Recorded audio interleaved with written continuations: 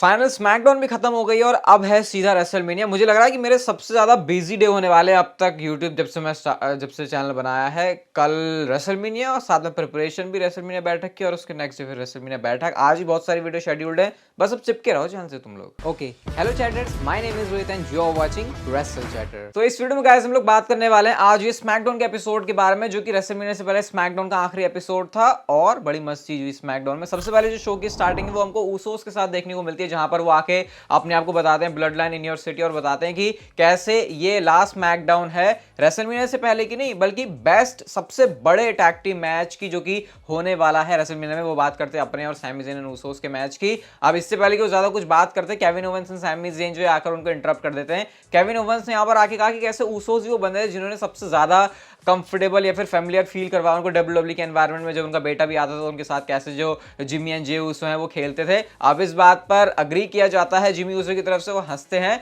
और वो कन्फ्लिक्ट होने की बात करते हैं Sami Zayn and Kevin Owens के बीच में कि कैसे इनके बीच में कन्फ्लिक्ट है, लेकिन हम देखो ब्लड है, हम कभी भी एक दूसरे के साथ लड़ते नहीं है, हम साथ में रहते हैं, वी आर फैमिली। इतने में सैमी ज़ेन कहते हैं भाई लॉयल्टी भी कुछ मतलब रखती है यहाँ पे, तुम जो ब्लड या फिर लॉयल्टी ये फैमिली की बात करो सिर्फ इतना ही नहीं है। जो उसे कहते हैं ओहो देखो तो सही कौन बात कर रहा है लॉयल्टी के बारे में। और तब सैमी ज़ेन एक अच्छा पार्ट पढ़ाते हैं जिमी एंड जे ऊसो को। वो कहते हैं मैं पहले दिन से तुम्हारे साथ लॉयल था, मैं जाते जाते भी तुम्हारे साथ लॉयल था, तुमने यहाँ पर धोखाधड़ी की और बीच में यहाँ पे रोमन रेंस का नाम तो मिक्स में आना ही था क्योंकि उनकी ही वजह से सारी चीज हुई है। सैमी ज़ेन ये कहते हैं भाई ब्लड लाइन ना सिर्फ तुम्हारी वजह से चल रही है और जो सारा प्रेशर है वो तुम्हारे ऊपर है और अब हम तुमसे चैंपियनशिप लेने वाले हैं रेसलमेनिया में जब हम टैग टीम मैच के अंदर कंपीट करेंगे। इस बात पर जो जे ऊसो है वो डिनाई करते हैं और कहते हैं हम 600 दिनों से भी ज्यादा से चैंपियन है और इस चीज को हम कंटिन्यू करेंगे जब हम तुमको हराएंगे एट रेसलमेनिया। और ऐसा करके ओपनिंग में इन्होंने एक ना कन्वर्सेशन बैठाने की कोशिश की आराम से Sami Zayn and Kevin Owens versus Usos के बीच में, जो कि अच्छा भी था। देखो इस मैच की पूरी हाइप है।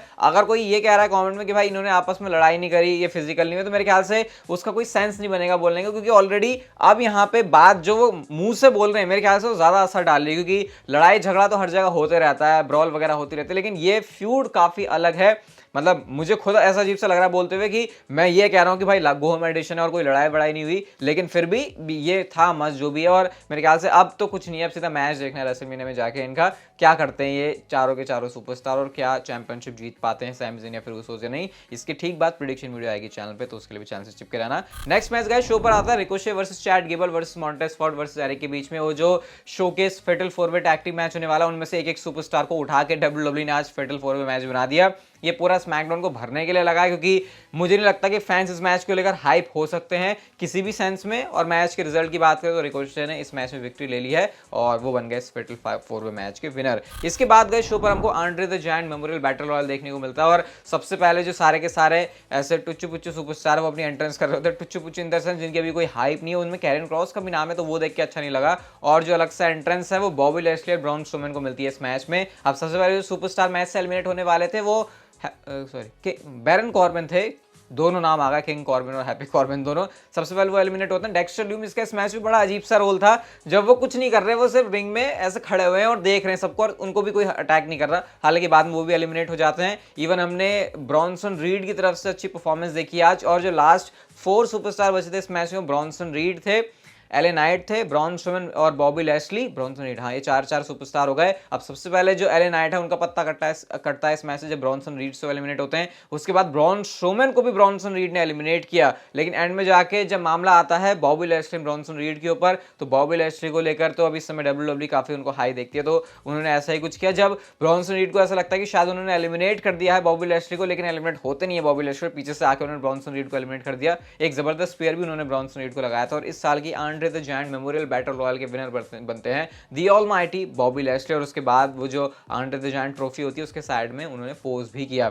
इसके बाद गाइस हमको विमेंस वाला फेटल 4-वे मैच दिखता है, Natalya versus Shayna Baszler versus Raquel Rodriguez versus Sonya Deville का। ये वो जो शोकेस वाला मैच है, उन टीम में से एक सुपरस्टार को उठा के हमें मैच करवा दिया और इस मैच में अपना फिनिशर लगा के रकेल रोड्रिगेज ने मैच में अपने आप को विक्ट्री दिला दी जिस टीम को रिप्रेजेंट कर रही है। इसके बाद गाइस शो पर Drew McIntyre and Sheamus versus Imperium का मैच आता है और आपको पता है कि रेसलमेनिया में जो ट्रिपल थ्रेट मैच होने वाला है Drew McIntyre versus Sheamus versus Gunther के बीच में इंटरकॉन्टिनेंटल चैंपियनशिप के लिए लड़ेंगे। और ड्रू एंड शेमस थोड़ा तो एक दूसरे से टेंशन में रहते हैं, लेकिन फिर भी सेम पेज पर काम करना जानते हैं। एंड शायद क्योंकि डब्ल्यूडब्ल्यूई इनको हरवा भी नहीं सकती रेसलमेनिया से पहले, इसलिए इस मैच के अंदर हम लोगों ने देखा जब ड्रू मैकिंटायर अपनी क्लेमोर मारने चलते हैं 3-2-1, तभी आके शेमस ने अपना टैग इन कर लिया और उसके बाद उन्होंने ब्रो किक लगाई और ड्रू मैकिंटायर ने भी सेम टाइम पर क्लेमोर लगाया और शेमस ने पिनफॉल के सहारे से अपनी टीम को यहाँ पर इस मैच में जिता दिया। बैक स्टेज से जो सारा कारनामा है उसके नज़ारे ले रहे होते हैं गुंथर, हालांकि वो यहाँ पर कुछ कर नहीं सकते थे क्योंकि अभी तो इस सिर्फ रिंग के अंदर इतना ही मामला था। और गाइस अब आते हैं हम लोग अच्छे से बात करते हैं शो के मेन इवेंट के बारे में, क्योंकि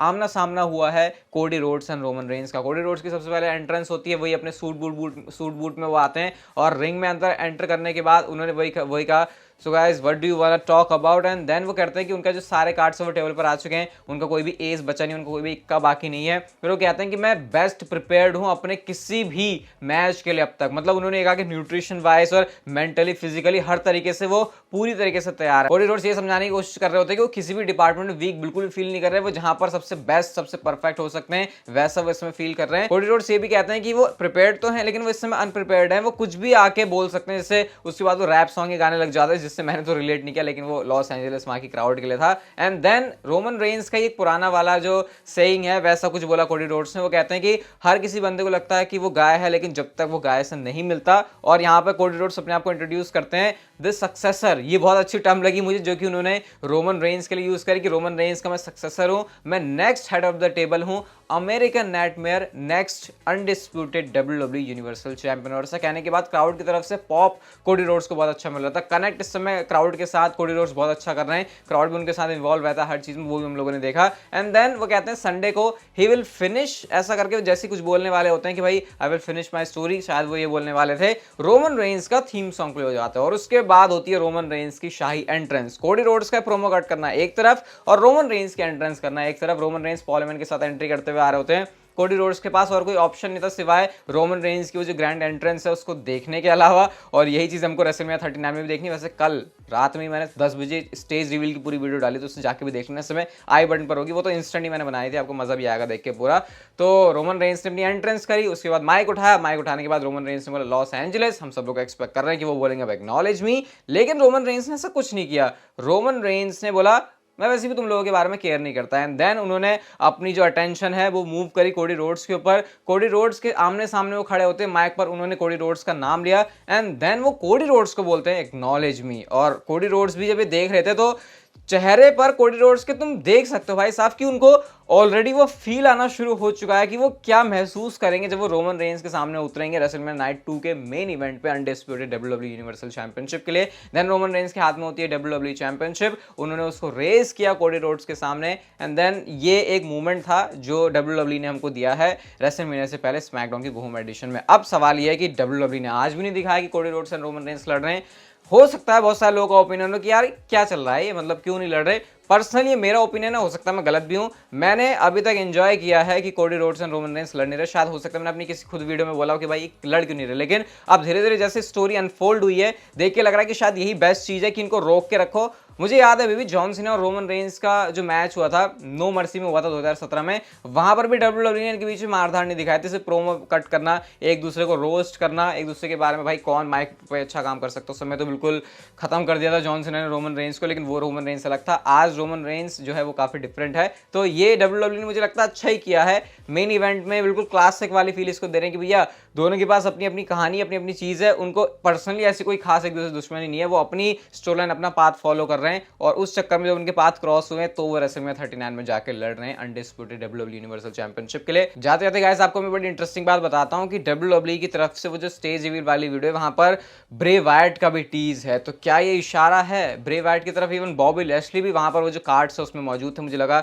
स्टेज वाली बात भी आपको थोड़ी सी बताया था जब कल रात को, तो वैसे मैंने बनाई थी वीडियो, तो शायद डब्ल्यूडब्ल्यूई का हिंट है और दोनों सुपरस्टार की भी इन्वॉल्वमेंट हो सकती है। बाकी देखते हैं क्या करेंगे डब्ल्यूडब्ल्यूई वाले और रेसलमेनिया में क्या इन्वॉल्वमेंट होती है इनकी। अब गाइस नेक्स्ट बहुत जल्दी आएगी प्रेडिक्शन वीडियो, इसके चैनल पर स्टे ट्यून्ड रहना। ये वीडियो गाइस अगर आपको अच्छी लगी तो इसे like share subscribe notification bell को ऑन कर दो and see you guys in my next video.